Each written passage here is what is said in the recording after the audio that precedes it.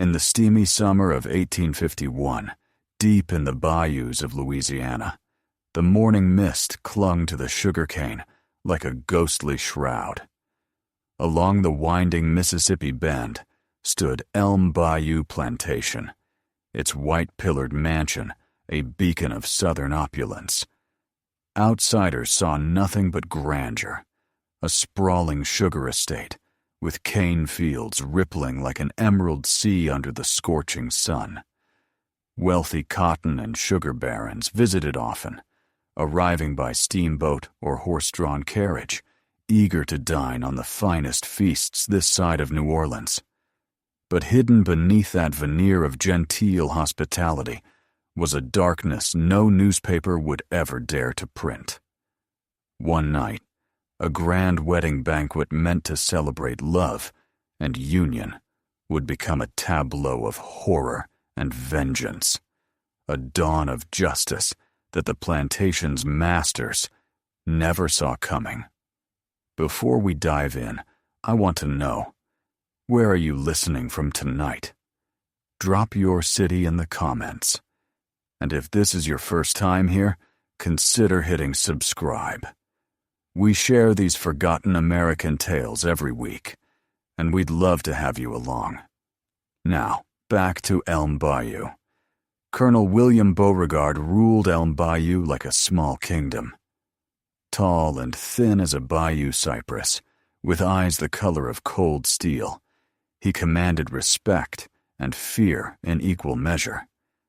Some said he inherited the plantation from his father, expanding it with the ruthless cunning of a poker shark. Others whispered that he'd clawed and traded his way into a 3,000-acre empire of sugar and profit. The colonel believed in order above all, a firm hand tempered with small concessions rather than random cruelty. His word was law on Elm Bayou. If the cane wilted or the pump stalled, Colonel Beauregard's answer was always the same: work harder. To the outside world, the jewel of Elm Bayou was its dazzling social scene, and mistresses who hosted charity teas for St. Landry Parish or thunderous balls under gaslight. But the true legend was its kitchen. Tales of those feasts had drifted far. Planters from Natchez, steamboat captains from Memphis, even the governor's councilmen would accept an invitation to dine here. They spoke in hushed awe of Celia Washington's cooking, a black woman slave who ran the kitchen with quiet authority. Silver platters of roast pork glistened with her secret glaze. Flutes of peach brandy and honey pudding made grown men sigh in delight. When Colonel Beauregard sent word that dinner was ready, his house filled with satisfied moans of pleasure. Celia's name was whispered wherever the elites assembled. You must try the cook of Elm Bayou. Colonel Beauregard himself never addressed Celia directly. He issued orders through his wife, Mistress Eliza. Eliza Beauregard was a frail, pale woman, often found behind screens of lace, her fingers bending at a needle as she embroidered in dim parlors. She planned the menus for every special occasion, poring over a leather-bound recipe book that had belonged to her own mother. But Mistress Eliza could not cook an oyster, let alone that enchanted soup. She depended entirely on Celia's genius to execute each dish. Celia alone measured the pungent bay leaves and cayenne, knowing exactly when a roast was done just by smell. Once the plates left Celia's hands, no one dared touch them until the guests had indulged. That unspoken trust was her shield. Colonel Beauregard valued Celia's work so highly that he quietly saw to it she and her family wanted for nothing. Celia Washington, that was the name she had given herself later, arrived at Elm Bayou as a child. 8 years old, shy and wide-eyed, She had been one of a dozen slaves sold off from a bankrupt sugar estate in South Carolina. But from the moment she stepped into the big brick kitchen of Elm Bayou, she showed a gift for flavors. The old head cook, Mama Ruth, noticed Celia's uncanny memory for spices and took the girl under her wing. Mama Ruth was a woman born in Africa and passed through time and trade. She still remembered the names of roots that could heal or kill, of mushrooms that could make a man dream or die. Under Ruth's kind but firm guidance by lamplight, Celia learned more than just recipes. She learned letters scratched in sand, holding broom-black ink in the tiny kitchen corner. Ruth would draw ABC in spilled flour on the hearth and whisper them like spells. Knowledge that, she said, no one can ever steal. Night after night, Celia practiced scribbling on scraps of cloth or the dirt floor. While the others slept, she learned to read, to write, to dream beyond her shackles. When Mama Ruth finally succumbed to fever in 1843, Celia was only 22. But she was ready. That same year, she married Samuel, a sturdy young blacksmith who worked in the plantation forge. He was a broad-shouldered man with kind eyes, a gentle soul who had silently watched Celia grow from a frightened girl into the kitchen's queen. Together, they moved into a slightly larger cabin near the blacksmith shop. In the following years, Celia bore him 3 children. Thomas, born 1844, a serious boy even at age 7. Mary, born 1845, curious and sweet at 6. And little David, born 1847, only 4, but always clinging to his mother. For this little family, life under Colonel Beauregard's rule carried a strange sort of stability. Colonel Beauregard had a simple calculus. Celia kept his kitchen running like a cathedral organ, and therefore she and her family stayed. No auction block would touch the cook who sustained his reputation. Celia, in turn, did everything she could to hold on to that fragile safety. She taught Thomas the letters she had learned, daring to make letters in the dirt when nights grew long. She whispered plant names to Mary while gathering peas from the field. For all its brutality, Elm Bayou had grown oddly familiar, a place Celia began to think of as her world. In that illusion lay a mother's gentle hope, a hope she had no right to have, yet cherished because it was all she had besides love. But in October 1849, that illusion shattered. It began when Addison Beauregard returned home.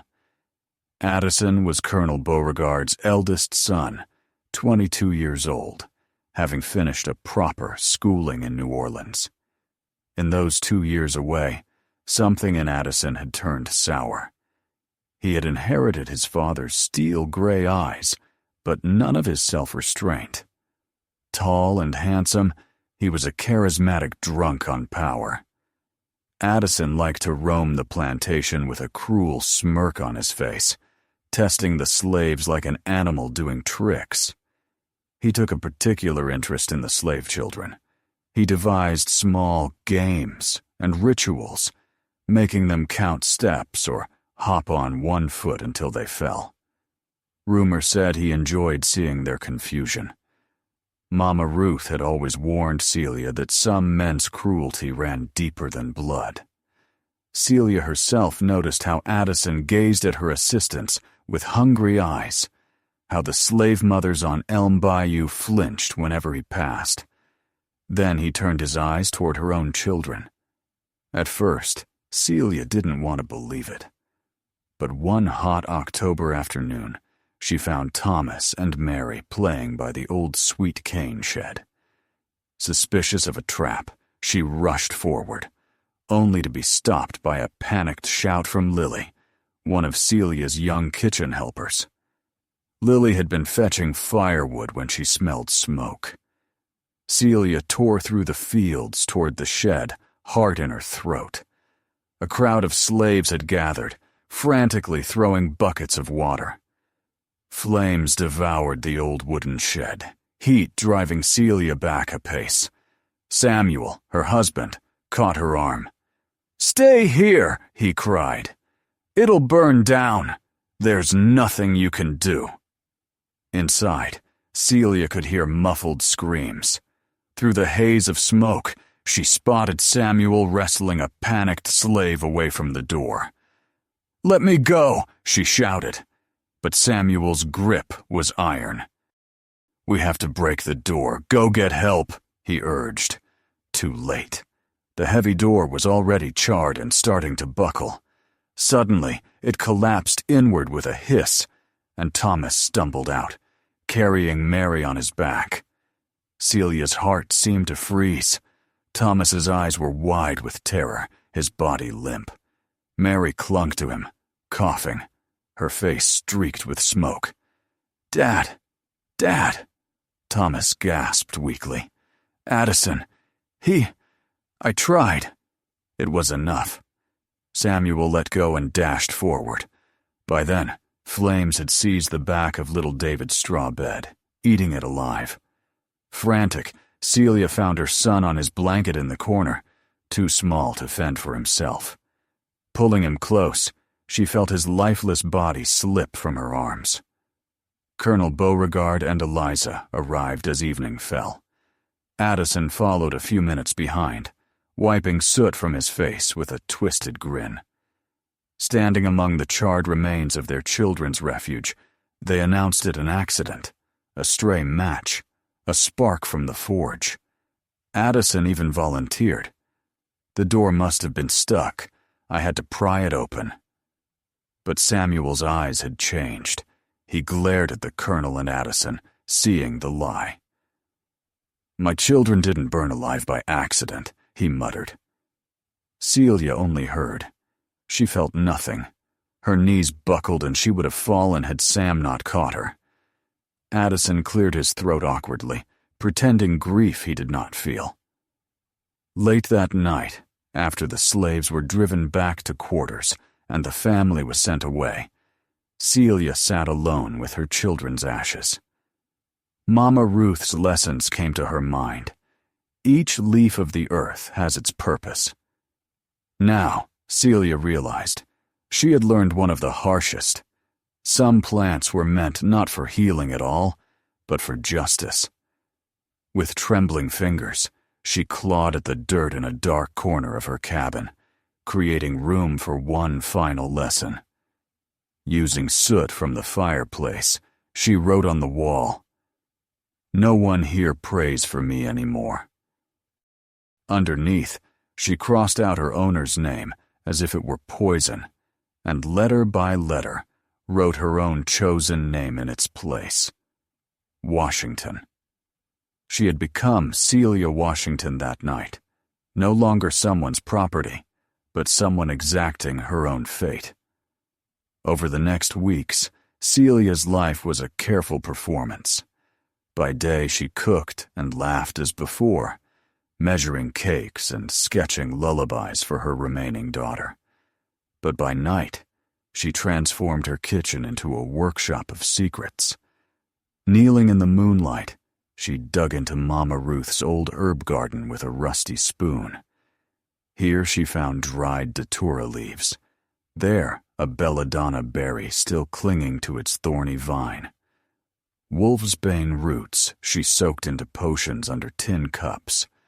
Celia remembered Ruth's words. Some plants make us sleep, some heal pain, and some deliver vengeance. Celia did not have to guess which ingredients would do which. She tested each poison carefully. A drop of bitter almond oil on a lizard, or crushed nightshade petals in the chicken feed. She marked her notes in secret, the exact effect of each herb on the body. More importantly, she studied the plantation's guests.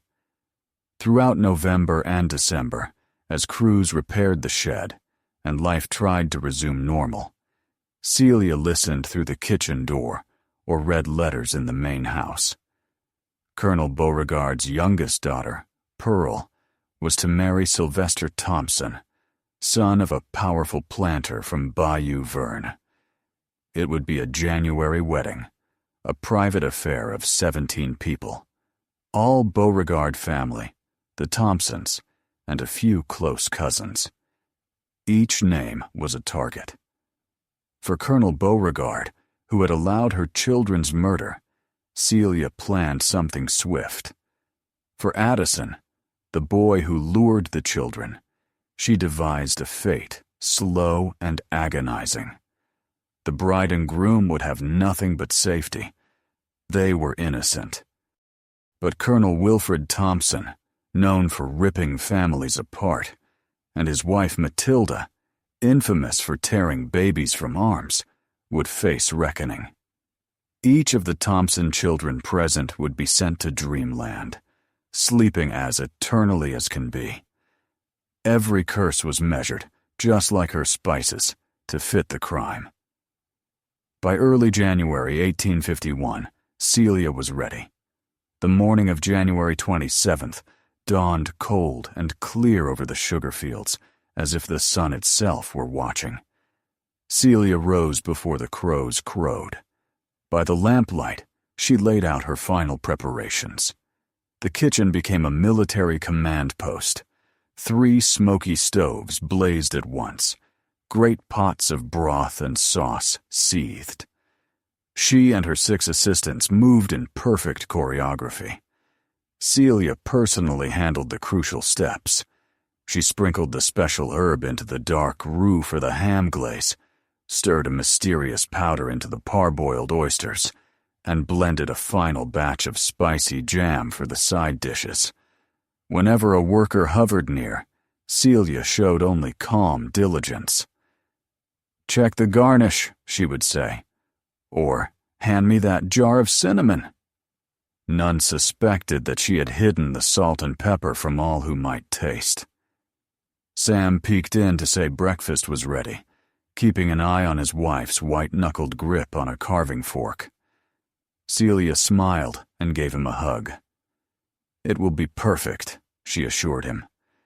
Sam, remembering the loss they shared, squeezed her shoulder, but he simply nodded and went back to breakfast and to distracting the children with stories of blacksmith magic, not realizing the true work his wife was performing. By midday, the guests arrived. A line of barouche was packed. Colonel Wilfred Thompson, with his brutish sons Randolph and Seth, and his daughter Jane. The Thompsons were notorious.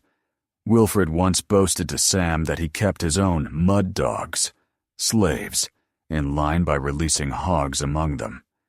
Next came the Beauregard family, Colonel William in his dress coat, keeping a poker face, his wife Eliza fluttering white gloves in hand, and Addison strutting in with an unholy grin.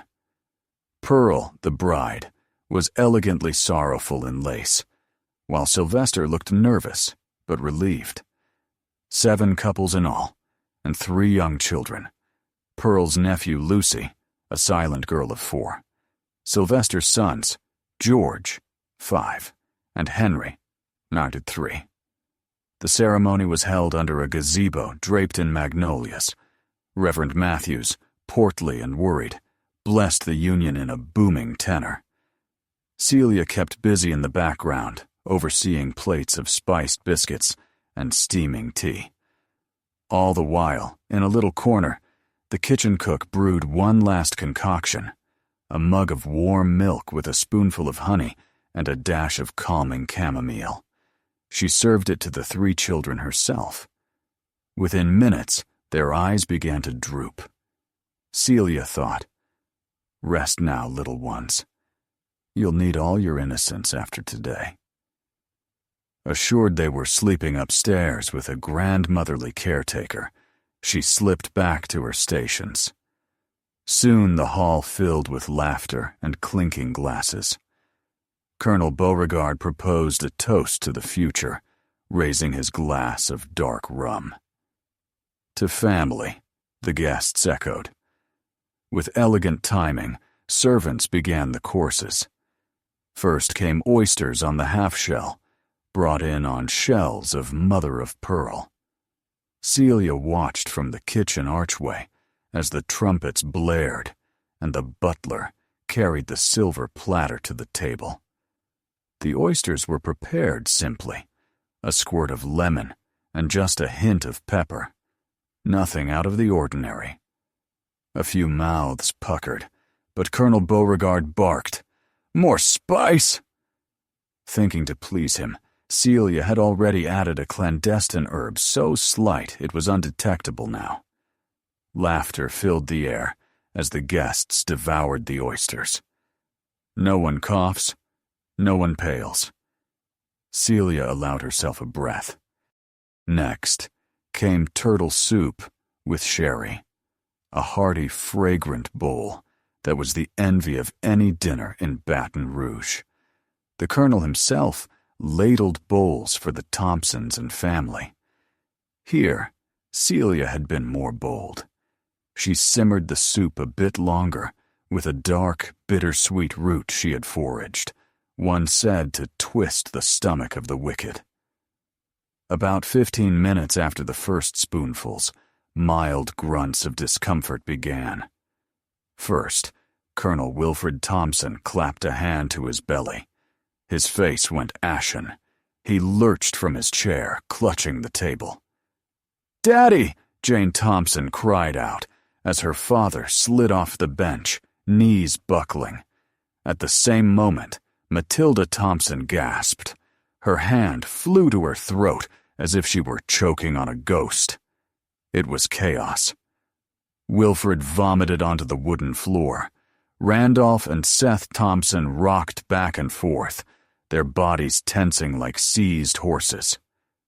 Eliza Beauregard shrieked and stared wildly, convinced she was having a stroke. Colonel Beauregard himself stood up, about to shout, when an icy pain gripped his chest. He staggered and fell back into his chair, eyes rolling back. Addison sprang up from the other end of the table, knocking over his goblet. "Father! Mother!" he screamed. But terror froze him mid-step as well, his face drained of color. Slowly, like winter ice melting, his arms began to slacken. His tongue lolled as if tied in a knot. It was as if the dinner had become a grotesque puppet show. Grown men screamed and writhed. Some who tried to escape found their legs suddenly like tree trunks, failing under their weight. All the while, Celia stood in the side doorway, watching. Now her second wave of ingredients took effect. She had sprinkled mandrake powder into the colonel's roast, and a bitter bloom in Addison's sauce. Colonel Beauregard's eyes squeezed shut in agony. Eliza shrieked as she ran to her husband's side, tears of fear on her cheeks. And then Addison's eyes found Celia's at the door. His jaw opened and closed, as if to speak, but only a wet gurgle came out. For one loaded moment, they stared at each other across the hall. Celia's heart pounded fiercely, but she was certain. In his widening eyes, she saw comprehension. He knows. He knew who had fed him this fate. Guilt and terror dawned on his face, twisting his features to something vulnerable and small. Celia gave him only one look, a tight smile of vindication. Then she turned and walked back to the kitchen. Even as screams echoed behind her, she set her hands to cleaning the knives and plates with a calm efficiency. Soon, the feasting hall became a battlefield. Some guests crawled toward the open windows, gasping for air. Others lay still, strapped to chairs like broken mannequins. The colonel was slumped at one end of the table, a faint gurgle escaping his throat. By the time Celia returned to carry a laden tray of pecan tarts for the newlyweds, it was clear. 17 people had begun that meal, but one by one they were meeting their end. Celia washed her hands of blood, literally, as she poured hot water over the carving board. She thought of Thomas and Mary and David, and of Ruth's whispering voice. One final task remained. She took from her apron a slip of paper she had prepared earlier, on which she had written in her neatest script, "For Thomas, Mary, and David. Justice was served. Celia Washington."